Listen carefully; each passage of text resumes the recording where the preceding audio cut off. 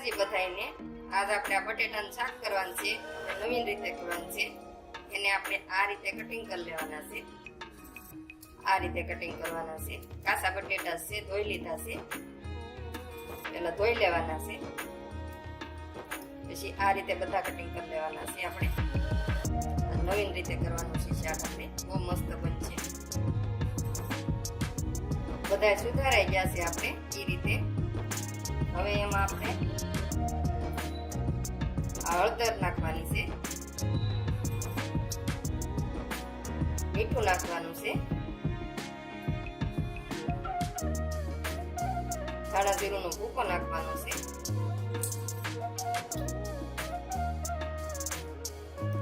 આ લાલ મરચું છે એ નાખવાનું છે, લીલા ધાણા છે આ એ નાખવાના છે,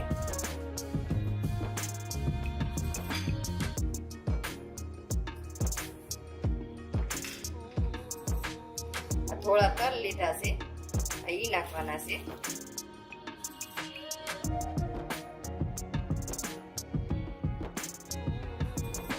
એક ચમચી તેલ છે, તેલ નાખવાનું છે.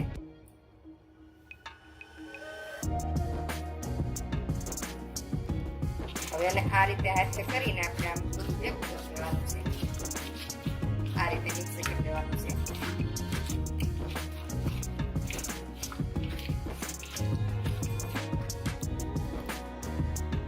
હવે આ મિક્સ થઈ ગયું છે. હવે આને આપણે 5-10 મિનિટ આમને રહેવા દેવાનું છે.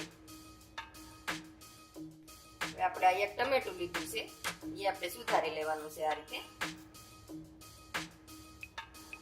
આ ભાગ છે આપણે ટીટીયાનો કાઢી નાખવાનો છે.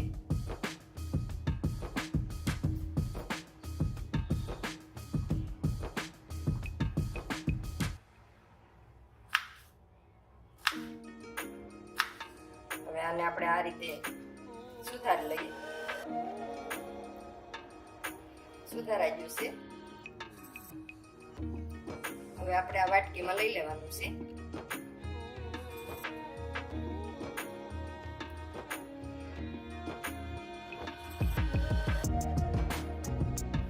એક ટમેટું સુધારી લીધું છે આપણે.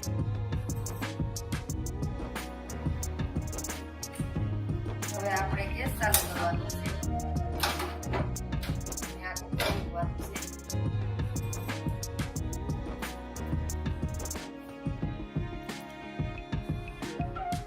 કુકરમાં આપણે તેલ લઈ લેવાનું છે.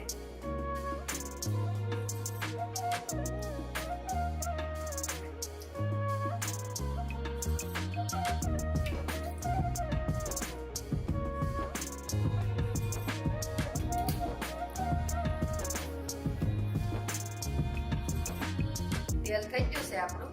એમાં આપણે રાઈ નાખી દઈએ.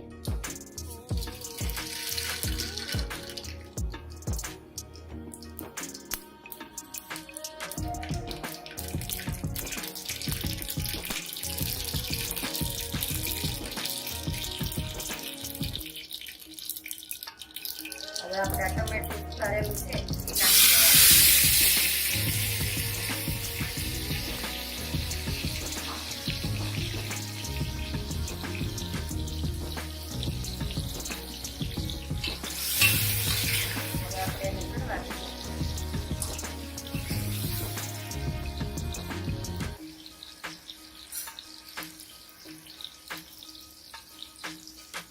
બટેટા છે આપણે મસાલા વાળા એ નાખી દેવાના છે.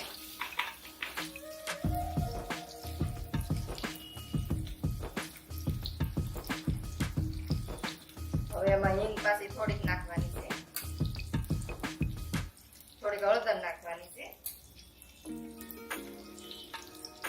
સ્વાદ પ્રમાણે મીઠું નાખવાનું છે, ધાણા જીરુંનો ભૂકો નાખવાનો છે. એને આ રીતે આપણે હલાવી થોડીક તેલમાં એને કહવા દેવાના છે.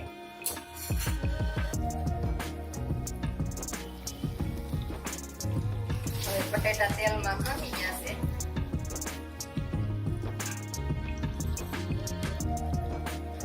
હવે આપણે તીખું ખાતા હોય એ પ્રમાણે મરચું નાખવાનું છે.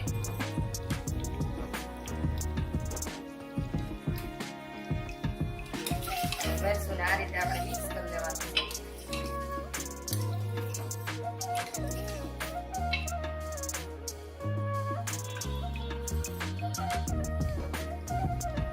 હવે આપણે એમાં જોતા પૂરતી પાણી નાખી દેવાનું છે.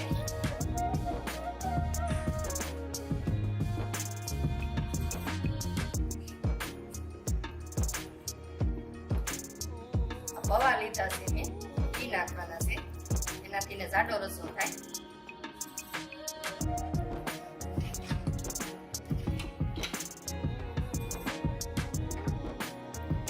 હવે આપણે ઢાંકણું પેક કરીને સડવા દઈએ.